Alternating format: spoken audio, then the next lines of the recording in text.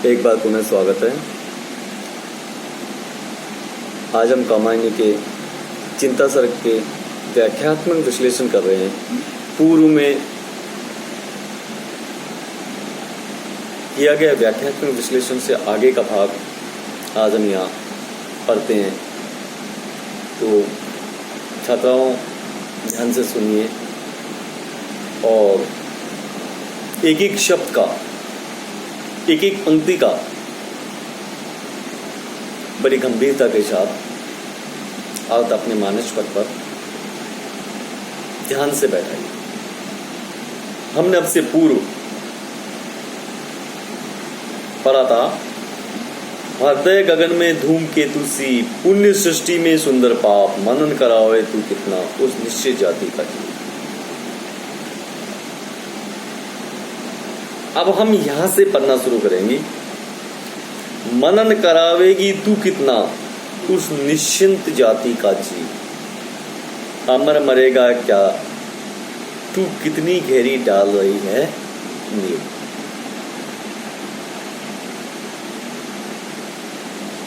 मनु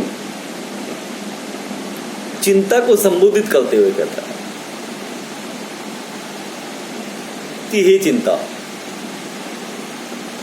तू प्रत्येक प्राणी के मन में अत्यंत गहरी नींव डाल रही है, परंतु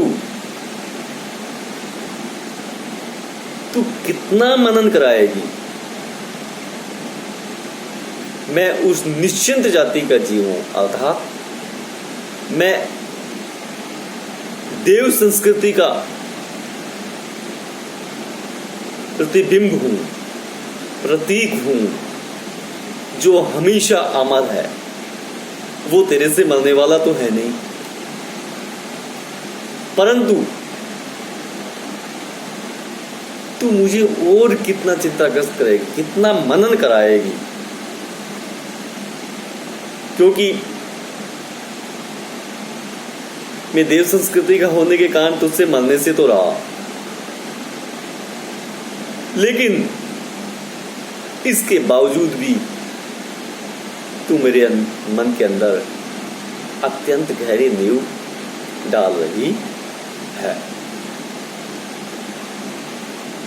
आहा गिरेगा हृदय लहलते, खेतों पर कर का घंसी, छिपी रहेगी अंतरतम में सबके तू निगुड़ खंसी, निगुड़ धंसी। बुद्धि मनीषा मति आशा चिंता तेरे हैं कितने नाम, अरे पाप है तू जा चल जा या नहीं कुछ काम। देखिए, आहा गिरेगा हृदय लय लये खेतों का, कर का धंसी, छिपी रहेगी अंतरतम में सबके तू निगुड़े।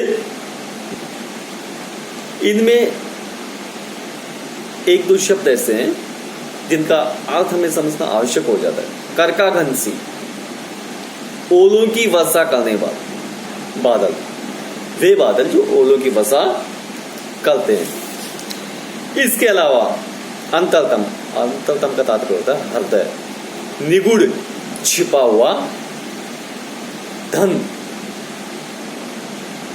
या जो छिपा हुआ हो।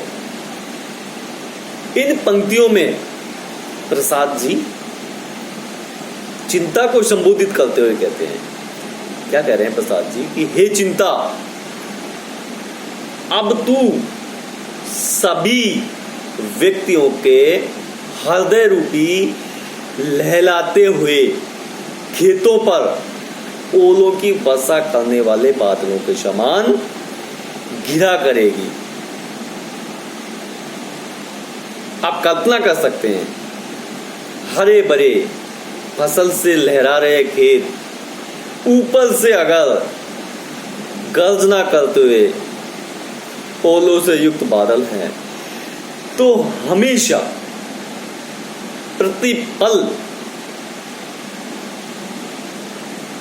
उस खेत के मालिक का मन सशंकित, आशंकित और चिंताग्रस्त रहता है। ठीक वही स्थिति अब तू प्रत्येक मनुष्य के मन की कर देगी।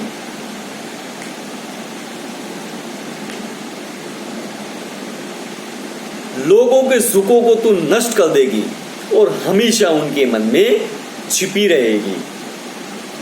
ठीक उसी प्रकार जिस प्रकार कोई छिपा हुआ धन हो। सृष्टि में कोई भी व्यक्ति चिंताहीन नहीं होगा। प्रत्येक व्यक्ति के हृदय के अंदर तू हमेशा छिपे हुए धन की भांति मौजूद रहेगी। इन जो दो पंक्तियां हैं इनमें लहलाते के रूपक अलंकार का प्रयोग किया। कर का धनसी, इसमें उपमा अलंकार का प्रयोग किया गया है। इन पंक्तियों के आगे प्रसाद जी लिखते हैं, बुद्धि मनीषा मति आशा चिंता तेरे हैं कितने नाम, अरे पाप है तू जा, चल जा यहां नहीं कुछ तेरा काम। बुद्धि, बुद्धि से क्या तात्पर्य होता है? तात्कालिक बुद्धि, तात्कालिक ज्ञान में शक्ति। मनीषा, प्रतिभा, मनीषा का तात्पर्य होता है प्रतिभा।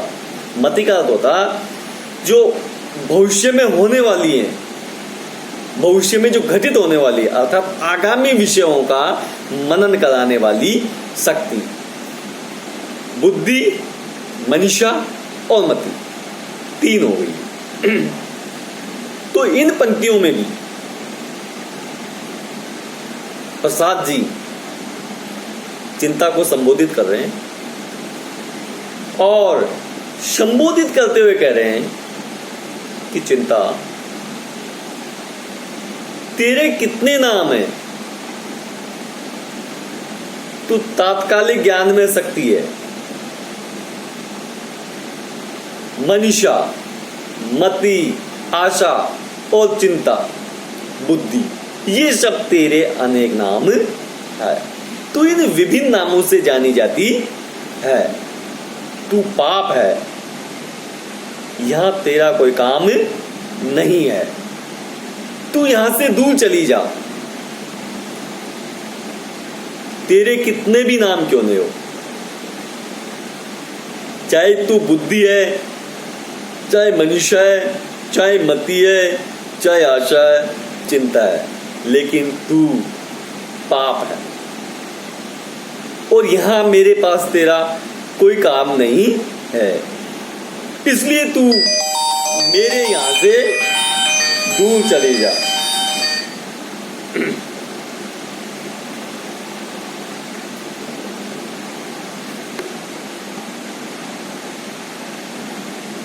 इस छंद में, इन पंक्तियों में चिंता के विभिन्न नामों को बताया गया है। इसके आगे प्रसाद जी लिखते हैं, विस्मृति आ अवसाद घेर ले, नीरवते बस चुप कर दे, चेतनता चल जा, जड़ता से आज सुनने मेरा भर दे। विस्मृति, विस्मृति से तात्पर्य होता है भूल, विस्मृत कर देना, भुला देना, अविस्मरण कर देना। अवसाद, अवसाद से तात्पर्य शिथिलता, अवसाद से तात्पर्य होता है शिथिलता, नीरवता, चाहे किसी भी प्रकार की कोई आवाज ना हो, किसी भी प्रकार की कोई हलचल ना हो, किसी प्रकार की कोई ध्वनि ना हो, अर्थात सुनसान। चेतन, जागृति, या यूं कहे ज्ञानमयी शक्ति, जड़ता, शून्यता, बेहोशी, शून्य, सुनसान। तो जैसे कि प्रसाद पूर्व की भांति, पूर्व पंक्तियों की भांति चिंता को संबोधित करते हुए कहते हैं, उस चिंता से व्याकुल होकर कहते हैं कि हे विस्मृति, हे भूल, तू मेरे पास आ। क्यों बुलाना चाहते हैं जयशंकर प्रसाद जी अपने पास? क्योंकि वो उन सब बातों को भूलना चाहते हैं जो पूर्व में गठित हो चुकी है, क्योंकि उन पूर्व की बातें बार बार मन में आकर के मन को उद्वेलित कर रही थी, परेशान कर रही थी, दुखित कर रही थी, उन सब बातों को मनु विस्मृत करना चाहते हैं। इसलिए कहते हैं हे विस्मृति तू मेरे पास आ और उन सब बातों को, कौन सी बातें, देव जाति के नाश की घटनाएं को बुला दे। क्योंकि जब इन सब बातों को अगर मनु भूलता है तो वो चिंता मुक्त हो जाएगा। और ये बातें बार बार आकर के मनु को चिंताग्रस्त बना रही थी और मनु चिंता से इतने व्यथित हो गए थे कि वह अब चिंता मुक्त होना चाहते थे। आगे कहते हैं हे शिथिलता तुम मुझे आकर घेर लो ताकि मैं कुछ ना कर पाऊं, ना सोच पाऊं और ना ही समझ पाऊं। हे सुनसान, हे नीरवता, तुम मुझे उसी प्रकार शून्य बना दो जिस प्रकार तुम हो। हे चेतनता, तुम मेरे शरीर से निकल जाओ। क्योंकि जब शरीर से चेतनता निकल जाएगी तो शरीर एक तरह से जड़ हो जाएगा और जड़ होने का तात्पर्य बिल्कुल चिंताविहीन हो जाना। और ऐसी स्थिति करके तू मुझे बेहोश कर दो और बेहोशी मेरे हृदय में भर दो ताकि मैं ज्ञान शून्य हो जाऊं। ये सब बात कौन कह रहा है? ये मनु कह रहा है। ताकि मैं ज्ञान शून्य हो जाऊं, सोचने समझने की शक्ति मेरे अंदर से चले जाएगी तो मैं निश्चित रूप से निश्चिंत हो जाऊंगा, चिंताविहीन हो जाऊंगा। आगे मनु क्या कह रहे हैं? चिंता करता हूं मैं जितनी उस अतीत की, उस सुख की, उतनी ही अनंत में बनती जाती रेखाएं दुख की। ध्यान दीजिए, चिंताग्रस्त मनु है। क्या कह रहे हैं कि मैं जितनी चिंता अतीत की करता हूं, उन देवताओं की, उन देवताओं के उस सुख की जो उन्होंने भोगा और उस सुख के अहंकार में अपने आप को अमर मान बैठे और जिस प्रकार उनका विनाश हुआ, उस सब को मैं अगर चिंता करता हूं तो मुझे उतना ही अधिक दुख होता है। दुख की रेखाएं मेरे हृदय में बनती जाती है, मेरे हृदय में दुख का वेग उतना ही बढ़ता जाता है। इसमें लाक्षणिक भाषा का प्रयोग किया गया है। ठीक उसी प्रकार इससे पूर्व की जो पंक्तियां थी, विस्मृतिया अवसाद घेर ले, नीरवता, इन पंक्तियों में शोक स्थायी भाव का प्रयोग तथा करुण रस, कितनी करुणा पूरी हृदय, करुणा से भरा हुआ उनका हृदय, इस बात को प्रसाद जी ने यहां दिखाया है। मन व्यथित है, करुणा पीड़ित है, करुणा से भरा हुआ उनका मन है, ये सब उसमें बताया गया है। आगे की पंक्तियों में क्या कहते?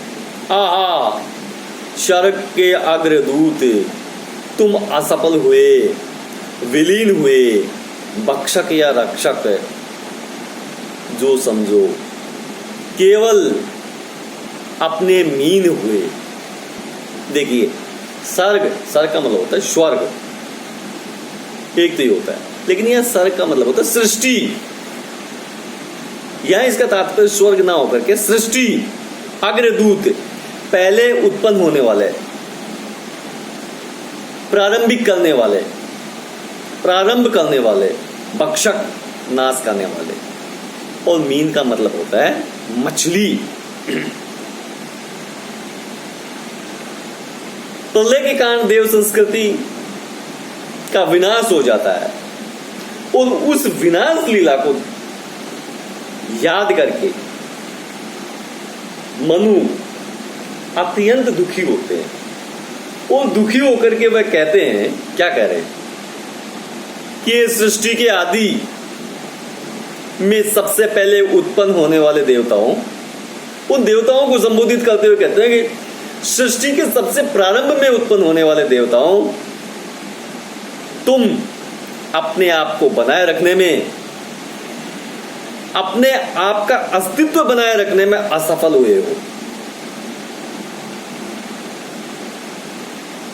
और इसी कारण प्रकृति के जल प्रलय प्रवाहों में डूब करके विलीन हो गए हो, नष्ट हो गए हो। जिस प्रकार, देखिए इस बात को समझाने के लिए क्या कह रहे हैं, जिस प्रकार समुद्र की बड़ी मछली छोटी मछली को खा लेती है और बड़ी मछली को भक्षक तथा छोटी मछली को उसका रक्षक माना जा सकता है, उसी प्रकार तुम सभी ने परस्पर असुर आदि का नाश करने एवं दूसरे की रक्षा तथा विलासिता के अंधे बनकर एक दूसरे का नाश किया। एक दूसरे का नाश करने का दुष्परिणाम तुम्हें भुगतना पड़ा और अंततः तुम्हारा भी नाश हो गया। मछली, बड़ी मछली और छोटी मछली के उदाहरण के माध्यम से प्रसाद जी ने यही सिद्ध किया है, कहा है, और उन्होंने कहा है कि तुम्हें रक्षक कहा जाए या भक्षक कहा जाए ये तो समझ नहीं आता, परंतु इतना निश्चित है कि तुम सब मीन मत्स्य न्याय से नष्ट हो गए हो और आज तुम सिर्फ स्मृतियों में शेष बच गए हो। देखिए मीन मत्स्य न्याय का क्या तात्पर्य होता है, जिस प्रकार बड़ी मछली छोटी मछली को खा जाती है, उसी प्रकार बड़ी शक्ति होती है वो छोटी शक्ति को नष्ट कर देती है। ये प्रकृति का नियम है और युगों युगों से चला आ रहा है कि जिसके पास ताकत है वो अपने से हल्की ताकत को हमेशा दबाने की कोशिश करती है। अग्रदूत का तात्पर्य विशेषण है और अलंकार की दृष्टि से देखा जाए तो परिकर अलंकार है। भक्षक या रक्षक में अनुप्रास है, छेक अनुप्रास का प्रयोग किया गया है। आगे की पंक्तियों में प्रसाद जी क्या कह रहे हैं, अरे आंधिया ओ बिजली की दिवारात्रि तेरे नर्तन, उसी वासना की उपासना वह तेरा प्रत्यावर्तन। जैसे कि प्रसाद जी कह रहे हैं, देखिए ये जो दो पंक्तियां हैं इसमें कुछ शब्द हैं उनका आप जानना आवश्यक है। इनमें सबसे पहला तो है दिवारात्रि। दिवा का मतलब होता है दिन, रात्रि का मतलब होता है रात, दिन और रात। नर्तन का मतलब होता है नाच। वासना की उपासना, भोग विलास। भोग विलास में लीन रहना भी कह सकते हो। वासना की उपासना अर्थात वासना भोग विलास में तल्लीन रहना। प्रत्यावर्तन, बार बार लौट करके पुनः उसी जगह आना। जैसे कि प्रसाद जी कह रहे हैं बिजलियों के बारे में, बिजलियों के संकेतों के बारे में, क्योंकि प्रकृति हमेशा विनाश का संकेत देती है।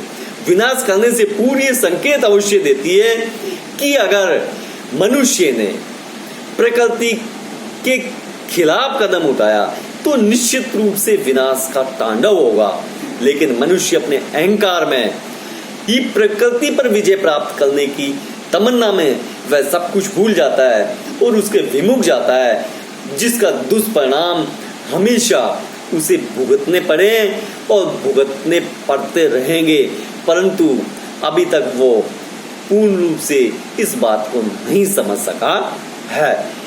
देव संस्कृति के विनाश पर प्रायश्चित करते हुए मनु कहते हैं कि हे आंधिया और दिन रात चमकने वाली बिजलियां, यद्यपि तुमने बार बार लौटकर भोग विलास में लीन देवताओं को उनके नाश की सूचना बार बार दी, परंतु वो ऐश्वर्य भोग विलास में इतने निमग्न हो गए थे कि वो तुम्हारे इन संकेतों को समझ नहीं सके। वो अवांछित लिप्सा और भोग में डूबे रहे। तुम्हारे इन संकेतों को नहीं समझने का उन्हें दुष्परिणाम भुगतना पड़ा, और आज देव संस्कृति पूर्ण रूप से नष्ट हो चुकी है। तो आज के लिए इतना ही बहुत।